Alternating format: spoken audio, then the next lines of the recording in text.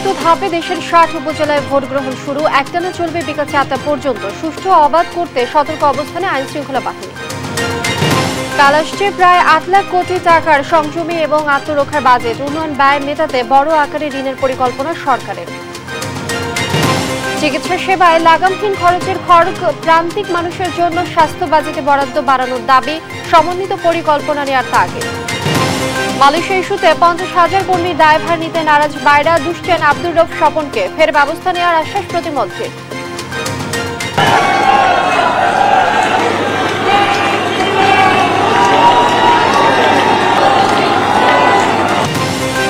এবং ভারতের 6 দশকের রেকর্ড ভেঙে টানা তৃতীয়বার ক্ষমতায় মোদীর বিজেপি। ঘুরে দাঁড়ালো কংগ্রেস, তৃণমূলের হাতেই পশ্চিমবঙ্গ। দেখছিলেন শিরোনাম সংবাদ সকালে, সঙ্গে আছি আমি লিনি আফরোজ। এবারে বিস্তারিত।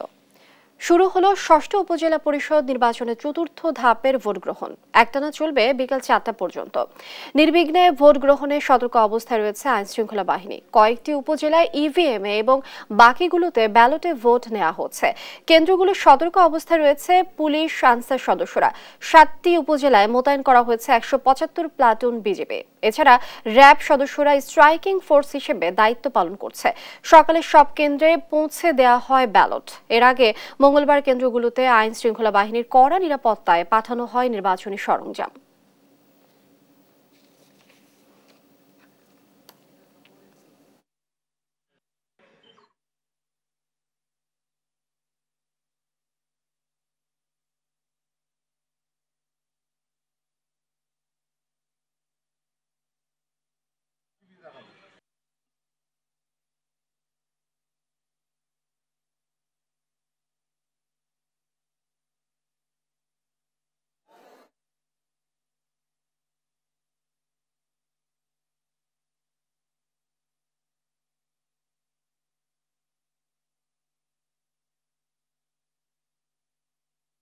নিশাদ, কেন্দ্রে ভোটার উপস্থিতি কেমন দেখছেন? সার্বিক পরিস্থিতি আমাদেরকে বিস্তারিত জানাবেন।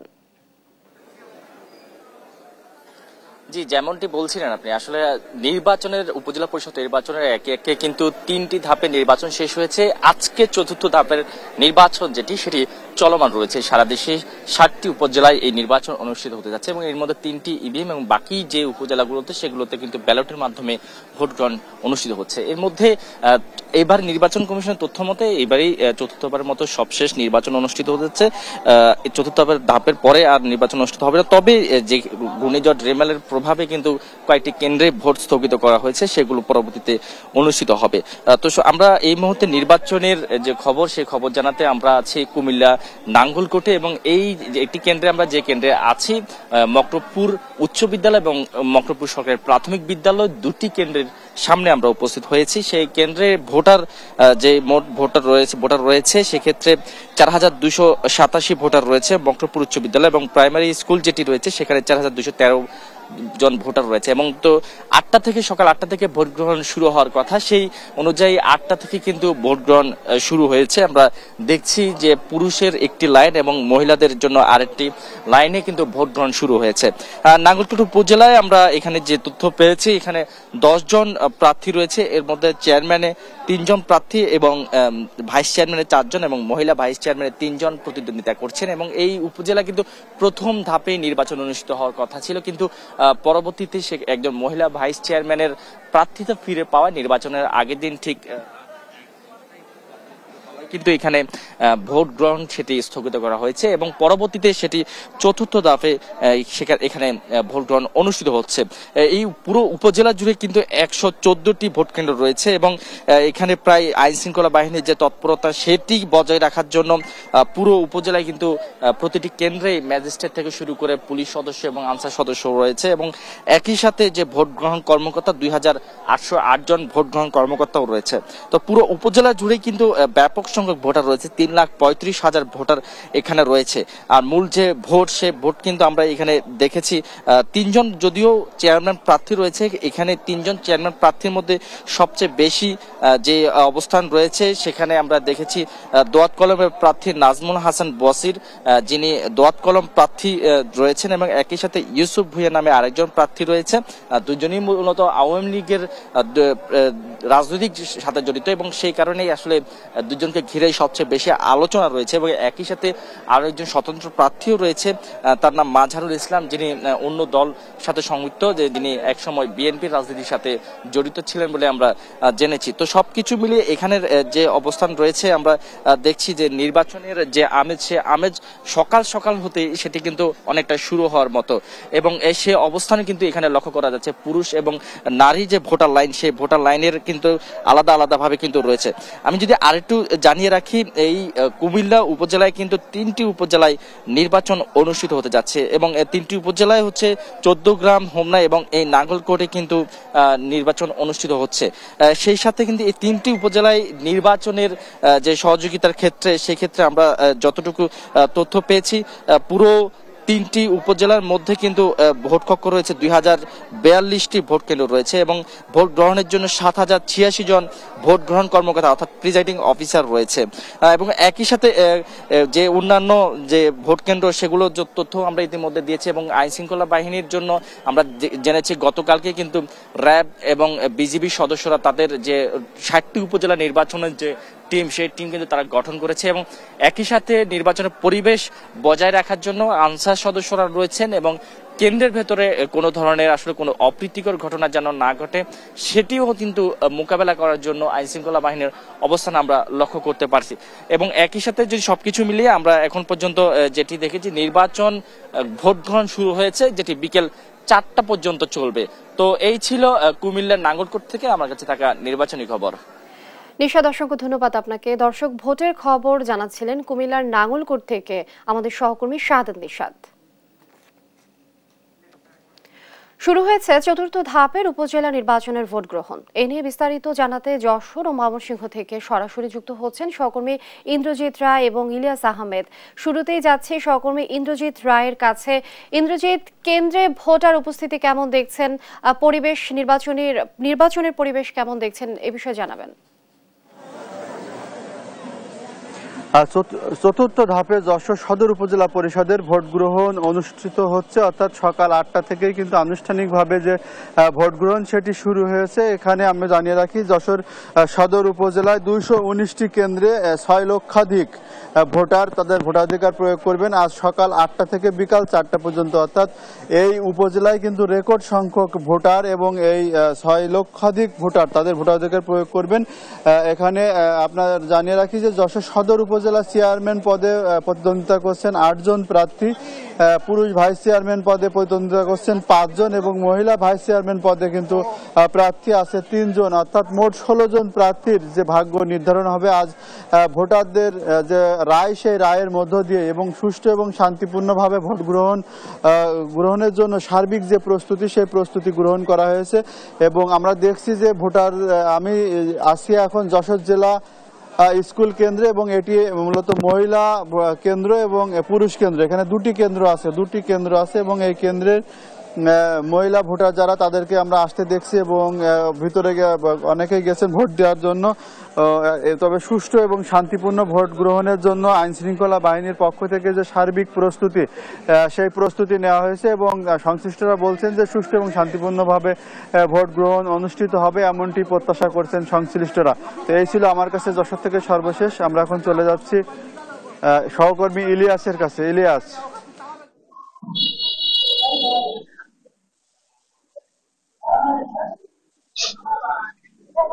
সকাল 8টা থেকে উৎসব মুখর পরিবেশের মধ্য দিয়ে ময়মনসিংহের 3টি উপজেলায় ভোট গ্রহণ শুরু হয়েছে, অর্থাৎ ময়মনসিংহের গফরগাঁও, বালুকা এবং নান্দাইল উপজেলা পরিষদের নির্বাচনের ভোট গ্রহণ কিন্তু চলছে, এবং ব্যালটের মাধ্যমে এই ভোট গ্রহণ বিরতিহীন ভাবে চলবে বিকেল 4টা পর্যন্ত। এই ভোট গ্রহণকে কেন্দ্র করে আমরা দেখেছি একেবারেই নিরাপত্তা ব্যবস্থা কিন্তু জোরদার করা হয়েছে, এবং সকাল দিকে আমরা দেখেছি কেন্দ্রে কেন্দ্রে ভোটার উপস্থিতি কিছুটা কম রয়েছে, অর্থাৎ সংশ্লিষ্ট কর্মকর্তারা বলছেন যে হয়তো বেলা বাড়ার সঙ্গে সঙ্গে ভোটার উপস্থিতি কিন্তু বাড়বে। একটি বিষয় বলে রাখি, এই 3টি উপজেলায় চেয়ারম্যান, ভাইস চেয়ারম্যান পদে 40 জন প্রার্থী প্রতিদ্বন্দ্বিতা করছেন। মোট কেন্দ্র রয়েছে 361টি, অর্থাৎ প্রায় 11 লাখ ভোটার কিন্তু 361টি কেন্দ্রে গিয়ে তারা ভোট প্রদান করবেন এবং আইন শৃঙ্খলা বাহিনী কিন্তু সুষ্ঠু এবং অবাধ নিরপেক্ষ নির্বাচনের লক্ষ্যে কিন্তু তারা তৎপর রয়েছেন। সেই বিষয়টি আমাদেরকে বলেছেন। অর্থাৎ আমি এখন যে কেন্দ্রটিতে রয়েছি সেই কেন্দ্রে আনসার এবং পুলিশ সদস্যের পাশাপাশি প্রিজাইডিং অফিসার তারা কিন্তু নিরবিচ্ছিন্ন ভাবে দায়িত্ব পালন করছেন। এছাড়াও স্ট্রাইকিং পোস্ট হিসেবে আমরা লক্ষ্য করেছি র্যাব এবং বিজিবি কিন্তু মাঠে রয়েছেন। অর্থাৎ গুরুত্বপূর্ণ এলাকাগুলোতে কিন্তু আইন শৃঙ্খলা বাহিনীর সদস্য বাড়ানো হয়েছে এবং যাতে করে কোনো ধরনের বিশৃঙ্খলা না ঘটে সেই লক্ষ্যে কিন্তু তারা কাজ করছেন। এবং আমরা এখনো পর্যন্ত কিন্তু দেখছি যে শান্তিপূর্ণ উৎসবমুখর পরিবেশের মধ্য দিয়েই কিন্তু নির্বাচন অনুষ্ঠিত হচ্ছে। অর্থাৎ ভোটাররা কিন্তু লাইনে দাঁড়িয়ে তাদের পছন্দের প্রার্থীকে নির্বাচিত করার লক্ষ্যে তারা কিন্তু ভোট প্রদান করছেন এবং ভোটাররা বলছেন যে তারা বিশেষ করে নারী ভোটার যারা আছেন তারা কিন্তু সকাল সকাল এসেছেন এবং তারা তাদের ভোট প্রদান করে তারা কিন্তু বাড়ি ফিরবেন সেই বিষয়টি বলছিলেন এবং তারা বলছেন তারা তাদের পছন্দের প্রার্থীকে কিন্তু নির্বাচিত করার লক্ষ্যে তারা ভোট দিয়েছেন এবং ভোট দিয়ে কিন্তু তারা বলছেন যে একেবারেই তারা উচ্ছ্বসিত এবং তারা তাদের যে পছন্দের প্রার্থী রয়েছেন সেই প্রার্থী বিজয়ী হবে এবং সরকারের যে উন্নয়নের দ্বারা সেই উন্নয়নের দ্বারা অব্যাহত রেখে তাদের যে প্রার্থী সেই প্রার্থী কাজ করবেন সেই বিষয়টি কিন্তু তারা বলছিলেন। ইতিমধ্যে আমরা বেশ কয়েকজন প্রার্থীর সঙ্গেও কিন্তু কথা বলেছি, তারা কিন্তু জয়ের ব্যাপারে আশা প্রকাশ করেছেন এবং সুষ্ঠু ভোটের ক্ষেত্রেও কিন্তু তারা আইন শৃঙ্খলা বাহিনীর প্রতি আস্থা সেই আস্থা কিন্তু রেখেছেন এবং তারা বলছেন যে আইন শৃঙ্খলা বাহিনী যেভাবে তৎপরতা দেখাচ্ছে সেই লক্ষ্যে কিন্তু ভোটের পরিবেশ সেটি কিন্তু সুষ্ঠু হবে সেই বিষয়টি কিন্তু তারা বলছিলেন এবং ভোটের ফলাফল যাই হয় তাই কিন্তু প্রার্থীরা মেনে নেবেন এবং মেনে নিয়ে আগামীর উন্নয়নের দ্বারা অব্যাহত রাখতে, অর্থাৎ যে প্রার্থী জয়ী হবেন সেই উন্নয়নের দ্বারা অব্যাহত রাখতে তারা কাজ করবেন সেই বিষয়টি কিন্তু আমাদেরকে বলছিলেন। অর্থাৎ বলা যায় যে আজকে সকাল 8টা থেকে যে ভোট গ্রহণ শুরু হয়েছে 3টি উপজেলাতেই কিন্তু শান্তিপূর্ণ পরিবেশের মধ্য দিয়ে ভোট গ্রহণ শুরু হয়েছে এবং বিরতিহীন ভাবে বিকেল 4টা পর্যন্ত চলবে। এই ছিল আমার কাছে ময়মনসিংহ থেকে ভোট গ্রহণ নিয়ে সর্বশেষ তথ্য। অসংখ্য ধন্যবাদ আপনাদের দুজনকে আমাদের সাথে যুক্ত হবার জন্য। দর্শক, যশোর ময়মনসিংহের ভোটের খবরাখবর জানাচ্ছিলেন আমাদের সহকর্মীরা। ভোট গ্রহণের খবর জানাতে রংপুর থেকে সরাসরি যুক্ত হচ্ছেন সহকর্মী রফিকুল ইসলাম ও সুনামগঞ্জ থেকে মেহেদি হাসান। শুরুতেই যাচ্ছি রফিকের কাছে। রফিক যুক্ত হচ্ছেন আমাদের সঙ্গে। রফিক, নির্বাচনে ভোটারদের সাড়া কেমন দেখছেন, নির্বাচনের পরিবেশ কেমন দেখছেন, বিস্তারিত জানাবেন। জি, আপনাকে ধন্যবাদ। আপনি যেমনটি বলছিলেন যে আপনি জানেন আজকে রংপুরের 2টি উপজেলায় এই ভোট গ্রহণ শুরু হয়েছে সকাল 8টা থেকে। এই ভোট গ্রহণ শুরু হয়ে বিকেল 4টা পর্যন্ত টানা বিরতিভাবে চলবে। আমরা এই মুহূর্তে রয়েছে বদরগঞ্জ মডেল বহু উচ্চ বিদ্যালয় কেন্দ্রে। আমরা একটু চেষ্টা করছি এখন সকাল 8টা বাজে যে কারণে ভোটারদের উপস্থিতি কম। এখানকার রিটার্নিং কর্মকর্তা রয়েছে 358টি ভোট এখন পর্যন্ত 40টি ভোট পড়েছে এই নির্দিষ্ট এই সময়ের মধ্যে। একটি বিষয় জানিয়ে রেখে যে এই যে নির্বাচনকে ঘিরে ব্যাপক প্রস্তুতি নিয়েছে 4 স্তরের নিরাপত্তার কথা বলেছে আইন শৃঙ্খলা রক্ষাকারী বাহিনীর সদস্যরা। এই যে 2টি উপজেলা রয়েছে এই উপজেলায় তারাগঞ্জে 5টি ইউনিয়ন এবং বদরগঞ্জে 10টি ইউনিয়ন এবং একটি পৌরসভা রয়েছে। প্রত্যেকটি ইউনিয়নে একজন করে নির্বাহী ম্যাজিস্ট্রেট রয়েছে, স্থানীয় ফোর্স রয়েছে, বিশেষ টিম টহলে অব্যাহত রয়েছে। আরেকটি বিষয় জানিয়ে রাখি, যেহেতু নিরাপত্তারা চাদরে ঘিরে রেখেছে এই 2টি উপজেলায়, সেখানে 10 মোতায়েন রয়েছে, অর্থাৎ তারা মাঠে কাজ করছে। আরেকটি বিষয় যেটা আমি জানিয়ে রাখি যে এই যে নির্বাচনকে ঘিরে বেশ কদিন আগ থেকেই মৃদু উত্তেজনা যেটাকে আমরা বলি প্রার্থীদের মধ্যে, সেটি আমরা লক্ষ্য করেছি। অভিযোগের কথা আমরা প্রার্থীদের মধ্যে আমরা শুনেছি।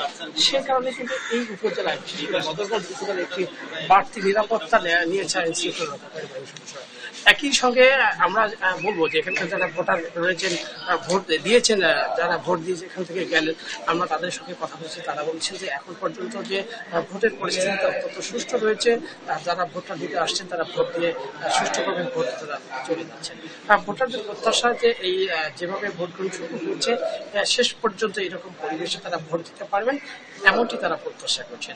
এখানকার যারা আইন শৃঙ্খলা রক্ষাকারী বাহিনীর সদস্য রয়েছেন তাদের সঙ্গে আমরা কথা বলেছি, তারা বলেছেন যে যেভাবে ভোট গ্রহণ শুরু হয়েছে, একটা উৎসবমুখর পরিবেশে ভোট গ্রহণ শুরু হয়েছে, সেভাবেই তারা শেষ করতে চান এমনটি বলছেন। একই সঙ্গে যারা রিটার্নিং কর্মকর্তা রয়েছেন আমি তাদের সঙ্গে কথা বলেছি যে এখানকার যারা ভোটার রয়েছে, যারা ভোট দিতে আসবেন এবং ভোট দিতে যাবেন, এরকম নিরাপদে ভোট দিতে আসবেন এবং ভোট দিয়ে বাড়িতে যেতে পারবেন এমন পরিস্থিতি তারা তৈরি করেছেন। অর্থাৎ একটি গ্রহণযোগ্য এবং উৎসবমুখর পরিবেশে ভোট হবে এমনটাই নিশ্চয়তা তারা আমাদেরকে দিয়েছেন। এই ছিল রংপুর থেকে নির্বাচন।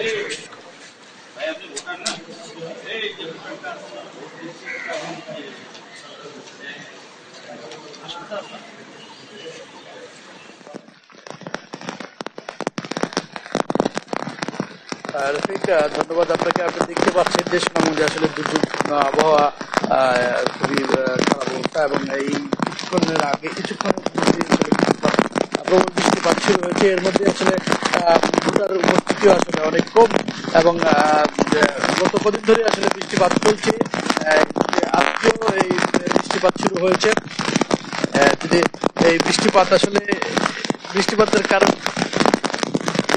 কারণে আসলে এই যে সুনামগঞ্জের ভোটার সংখ্যা এখনো ভোটার উপস্থিতি বাড়েনি। আপনাকে যদি আমি একটু দেখাই, এখানে সুনামগঞ্জ, আমি এই মুহূর্তে আছি সুনামগঞ্জ সদর উপজেলার পিটিআই যে কেন্দ্রটি, এই কেন্দ্রটিতে, সেখানে আসলে ভোটার সংখ্যা একজন ভোটারও আসেননি। এখানে সুনামগঞ্জে আজকে চতুর্থ ধাপের নির্বাচনে 3টি উপজেলা নির্বাচন হচ্ছে। সুনামগঞ্জ, শান্তিগঞ্জ এবং মধ্যনগর উপজেলায় নির্বাচন হচ্ছে। এখানে প্রায় 14 জন চেয়ারম্যান প্রার্থী এবং 42 জন মহিলা ভাইস চেয়ারম্যান, পুরুষ ভাইস চেয়ারম্যান প্রার্থী প্রতিদ্বন্দ্বিতা করছেন। তবে 3 উপজেলায় আসলে একই অবস্থা। এই বৃষ্টির কারণে মানুষজন এখনো কেন্দ্রে আসতে পারেননি। তবে বৃষ্টি কমে গেলে এবং বেলা বাড়ার সাথে সাথে হয়তো বা ভোটাররা আসতে পারেন বলে মনে করছেন সংশ্লিষ্ট কর্মকর্তারা। তো এই ছিল আমার কাছে সুনামগঞ্জ থেকে নির্বাচনী সর্বশেষ তথ্য। অসংখ্য ধন্যবাদ আপনাদের দুজনকে। আপনারা যুক্ত থাকুন আমাদের সঙ্গে, আমরা এই বিষয়ে নিশ্চয়ই আরো জানবো পরবর্তী সংবাদে। বাজেটের খবর।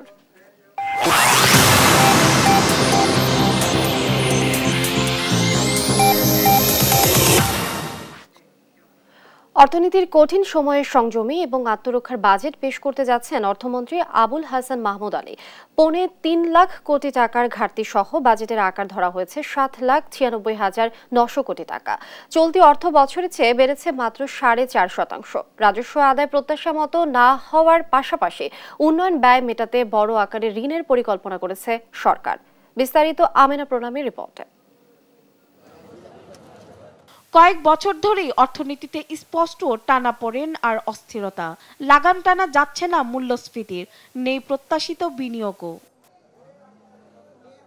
এ অবস্থার মধ্যে 2024-25 অর্থ বছরে 3.25 লাখ কোটি টাকার ঘাটতি সহ বাজেটের আকার ধরা হয়েছে 7,96,900 কোটি টাকা, যা চলতি অর্থ বছরের চেয়ে বেড়েছে মাত্র 4%।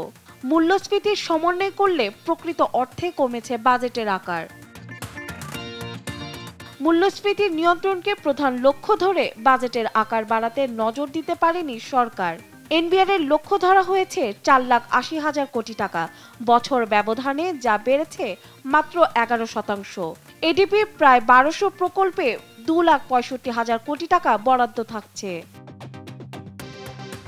রাজস্ব আদায়ের প্রত্যাশা মতো না হওয়ার পাশাপাশি উন্নয়ন ব্যয় মেটানোর জন্য বড় আকারের ঋণ পরিকল্পনা করছে সরকার। কমানো হয়েছে এনবিআর এর বাইরে অন্য উৎস থেকে আদায়ের লক্ষ্যমাত্রা। ঘাটতি থাকছে 2,56,000 কোটি টাকা, যা পূরণে দেশি বিদেশি ঋণের সুদই দিতে হবে 1.25 লাখ কোটি টাকা। নতুন নতুন বিনিয়োগের সংযত হবার পরামর্শ এনবিআর এর সাবেক চেয়ারম্যানের। বাজেট বাড়ানো মানে কি? কর্মসূচি পালন করা, কিছু করা। তো সেটা তো আমার করতে হবে, আমি ওটা থামাতে পারবো না, কমানো পারবো না, এটা হবে না। বাজেট বাড়তে হবে। এখন সাথে সাথে যে জোরটা দিতে হবে বাস্তবায়নের। 3 বছরের প্রজেক্ট 7 বছর 8 বছর লেগে যাচ্ছে, এতে খরচ বাড়তেছে।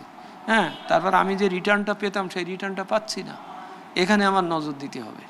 বরাবরের মতো বাজেটে মোট ব্যয়ের 2/3 বেশি যাচ্ছে অউৎপাদনশীল খাতে।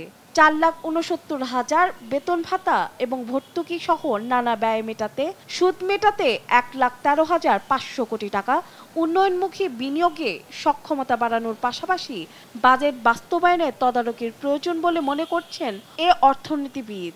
সবচেয়ে দুর্বলতম দিক বাংলাদেশের উন্নয়ন কৌশল, উন্নয়নের যত রকম কার্যক্রম সবচেয়ে বাস্তবায়ন হয় না, কারণ সক্ষমতার অভাব আছে, যারা বাস্তবায়ন করে তাদের সততার অভাব আছে, তাদের নিষ্ঠার অভাব আছে, আর সর্বোপরি আপনার তাদের কাজগুলো মনিটর করা, তাদের কোনো পরিবীক্ষণ করা এবং কারেক্টিভ অ্যাকশন নেওয়ার কোনো বিষয় নাই।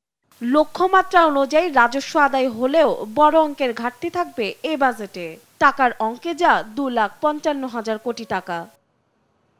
আমেনা প্রণামী, দেশ টিভি, ঢাকা। দেশের রপ্তানি খাতের অন্যতম প্রধান উৎস তৈরি পোশাক খাত। সেই শিল্পের উৎপাদন বাড়াতে ব্যবসায়ীরা চান জ্বালানির সংকট থেকে উত্তরণ, তার সাথে নানামুখী সমস্যা সমাধানে চান নীতিগত সিদ্ধান্ত। অর্থনীতিবিদরা বলছেন সময় এসেছে দেশের অন্যান্য শিল্পেও সরকারের পৃষ্ঠপোষকতা বৃদ্ধির। বিস্তারিত ইফতেখার রেজা রিপোর্টে। চলতি অর্থ বছরের প্রথম 10 মাসে লক্ষ্যমাত্রার চেয়ে রপ্তানি আয় কম এসেছে 6.87%। খুব বেশি প্রবৃদ্ধি হয়নি তৈরি পোশাক খাতে। হিমায়িত খাদ্য, পাট ও পাটজাত পণ্য, চামড়া, চামড়াজাত পণ্য সহ অধিকাংশ পণ্যের রপ্তানি কমেছে। গ্যাস, বিদ্যুৎ সহ নানা সমস্যায় বেসরকারি খাতে নতুন বিনিয়োগ ও ব্যবসা সম্প্রসারণেও গতি নেই। উচ্চ মূল্যস্ফীতির কারণে কমছে ক্রয় ক্ষমতা, বাড়ছে না পণ্য রপ্তানিরও ক্রয় আদেশ। শিল্প কারখানার উৎপাদন কমছে দিনকে দিন। অর্থনীতির এই পরিস্থিতির মধ্যেই 6 জুন 2024-25 অর্থ বছরের বাজেট উত্থাপন করতে যাচ্ছেন অর্থমন্ত্রী আবুল হাসান মাহমুদ আলী। আকার হবে প্রায় 8 লাখ কোটি টাকা। বদলে যাওয়া বৈশ্বিক পরিস্থিতি, যুদ্ধ, জ্বালানির লাগামহীন মূল্য বৃদ্ধি, উচ্চ শ্রম মজুরি, কমেছে তৈরি পোশাকের 16% মূল্য। তাই আসছে বাজেটে স্থবির শিল্প খাতের গতি ফেরাতে নীতিগত সিদ্ধান্ত চান ব্যবসায়ীরা। সরকারের কাছে এই বাজেটে আমাদের কিছু নীতিগত সহায়তা চেয়েছি, খুব ডাইরেক্ট নীতিগত সহায়তা চাই আমরা। আমাদের সোর্স ট্যাক্সটাকে আমরা 1% থেকে 0.5% চাচ্ছি, এবং এটা আমরা চাচ্ছি অ্যাটলিস্ট 5 বছরের জন্য। আমরা ইনসেন্টিভটাকে কন্টিনিউশন চাচ্ছি, এবং ইনসেন্টিভের উপরে যে 10% একটা ট্যাক্স আছে, এই ট্যাক্সটা আমরা রিভিট করে 5% চাচ্ছি। 2023-24 অর্থ বছরে জুলাই থেকে এপ্রিলে তৈরি পোশাক খাতে রপ্তানি আয় হয়েছে $4,049 কোটি। কৃষি পণ্যে 77 কোটি 44 লাখ আর চামড়া ও চামড়াজাত পণ্যে 87 কোটি 24 লাখ ডলার আয় করে বাংলাদেশ। এ অবস্থায় তৈরি পোশাক শিল্পে চলমান জ্বালানি সংকট নিরসনের অনুরোধ অনেক ব্যবসায়ীর। এলএনজিটা যদি আমাদের জন্য একটু সহজলভ্য করে দিই, এটা যদি বিদেশ থেকে একটু পরিমাণটা বেশি করে যদি ইম্পোর্ট করে, তাহলে আমরা হয়তো কিছুটা আমরা টাকা দিতে চাচ্ছি, কিন্তু কিছু কিছু ক্ষেত্রে টাকা হইলেও কিন্তু সমাধান হচ্ছে না, জ্বালানি আমরা পাচ্ছি না।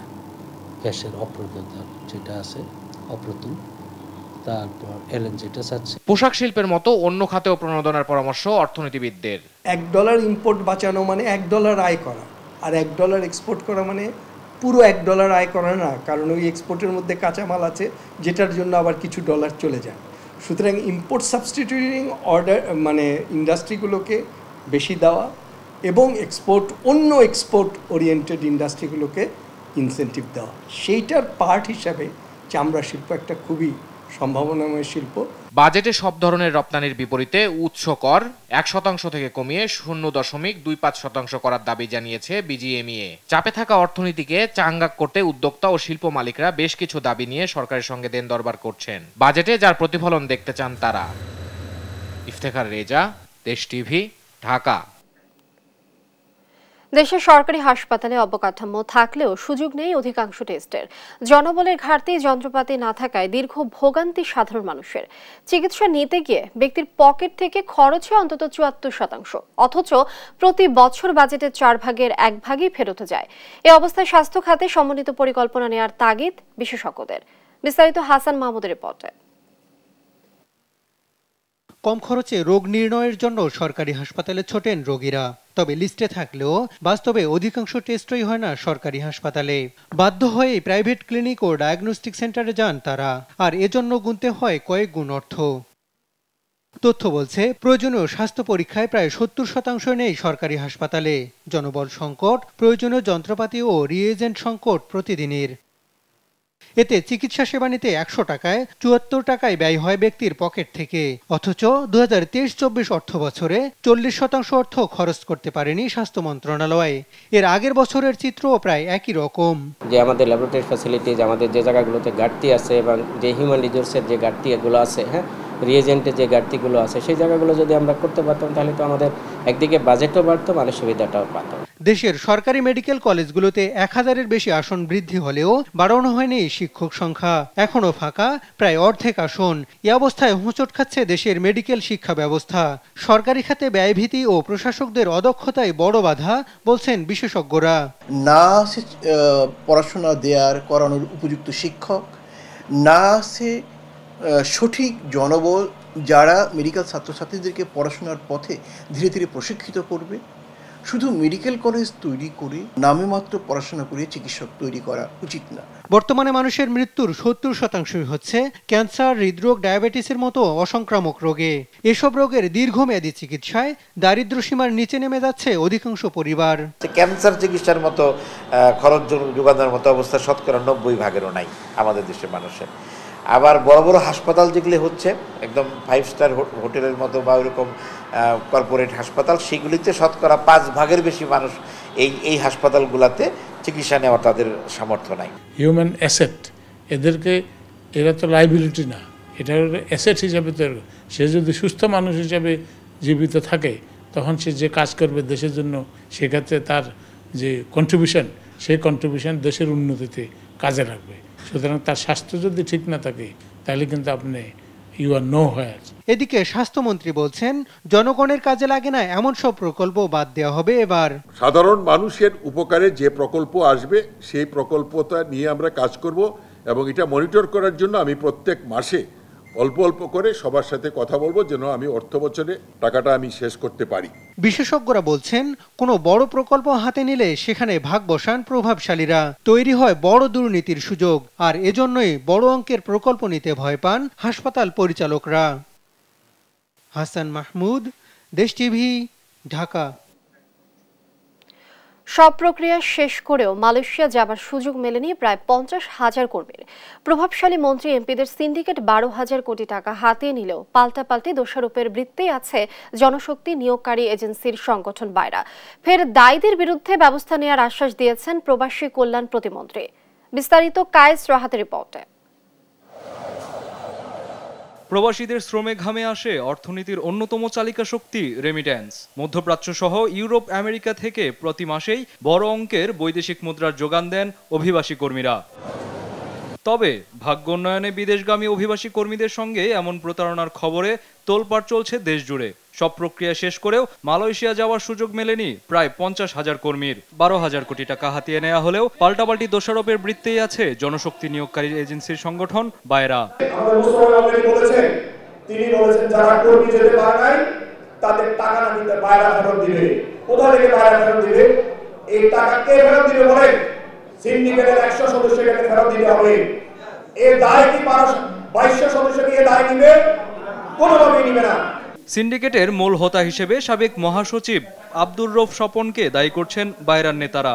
আমার টাকা আপনার টাকা, যে সিন্ডিকেট করতে সকলকে টাকা ক্ষতিপূরণ দিতে হবে। আজকে স্বপন সাহেব যদি 9,000 কোটি টাকা বাড়ায় তাহলে ক্ষতিপূরণ দিতে অসুবিধা কোথায়? তার বাপের টাকা না হইলে আমাদের টাকা, অভিবাসী শ্রমিকদের টাকা, তাকে সেই টাকা থেকে ক্ষতিপূরণ দিতে হবে। আপনারা তাকে বাধ্য করবেন।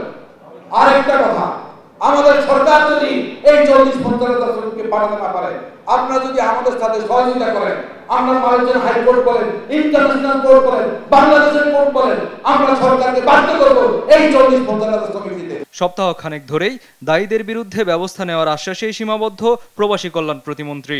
আমাদের কাছে যে সময় ফাইল এসেছে আমরা সেই ফাইলগুলা মন্ত্রণালয়ের সচিব সাইন করে দিয়েছে। আমি মনে করি যে যেটা হয়েছে এটার ব্যাপারে কাউকে দোষারোপ করে লাভ নেই। এটা তদন্তের মাধ্যমে যা বাইরে আসবে তাই হবে এবং তার বিরুদ্ধে আইনানুগ ব্যবস্থা নেওয়া হবে, কাউকে ছাড় দেওয়া হবে না। সিন্ডিকেট ভেঙে না দিলে অদূর ভবিষ্যতে মধ্যপ্রাচ্য সহ অন্যান্য দেশে শ্রমবাজার হারাবে বাংলাদেশ, এমন শঙ্কা জনশক্তি রপ্তানিকারকদের। কায়েস রাহাত, দেশ টিভি, ঢাকা। সংবাদ সকালে আরো থাকছে। ঘূর্ণিঝড় রিমালের আঘাতের এক সপ্তাহ পরও ভোলায় স্বাভাবিক হয়নি বিদ্যুৎ সরবরাহ, চরম ভোগান্তিতে মানুষ, সমাধান নেই কর্তৃপক্ষের কাছে। লোকসভা নির্বাচন প্রসঙ্গ। ভারতের 543 আসনে লোকসভায় 291 আসনে জয় পেয়েছে বিজেপি নেতৃত্বাধীন এনডিএ জোট।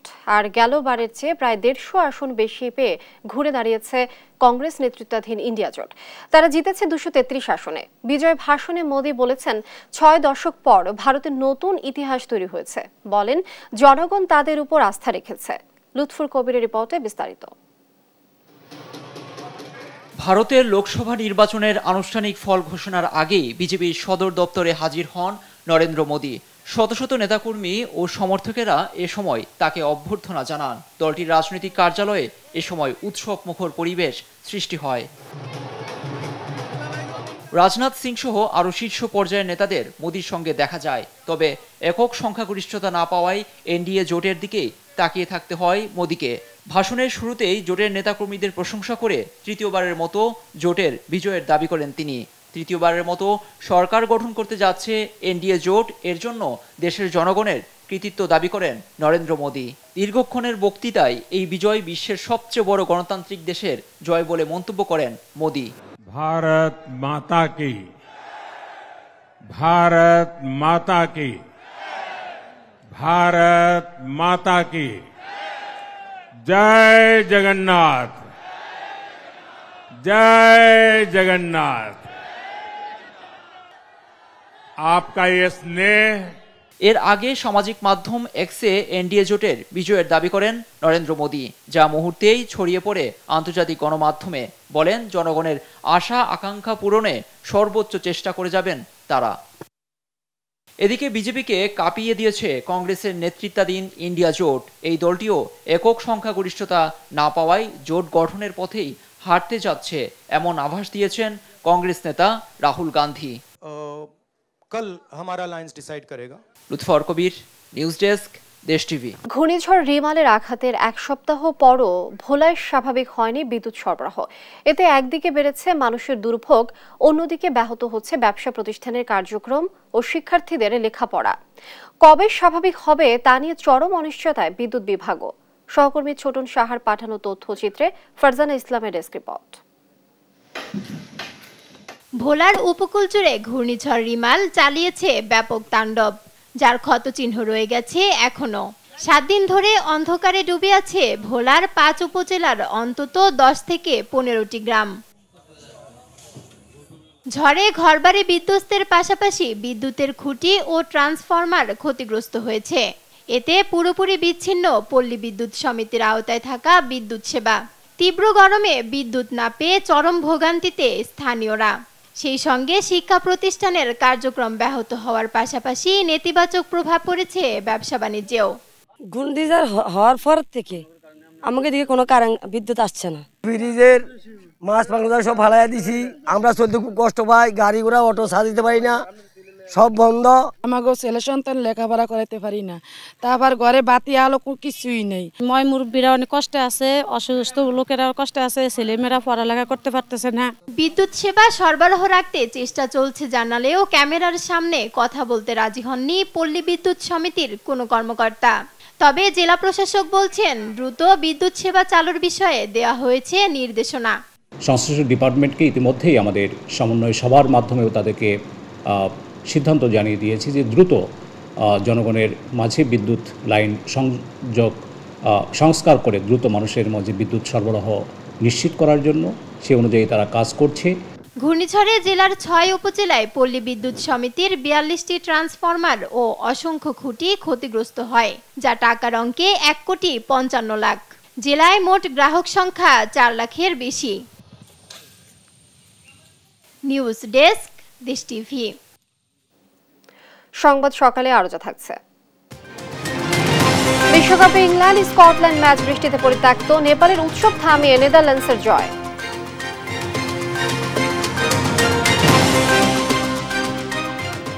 লিচুর জেলা হিসেবে সমাদৃত দিনাজপুর, এরই মধ্যে সেখানে জমে উঠেছে দেশের সবচেয়ে বড় লিচুর বাজার।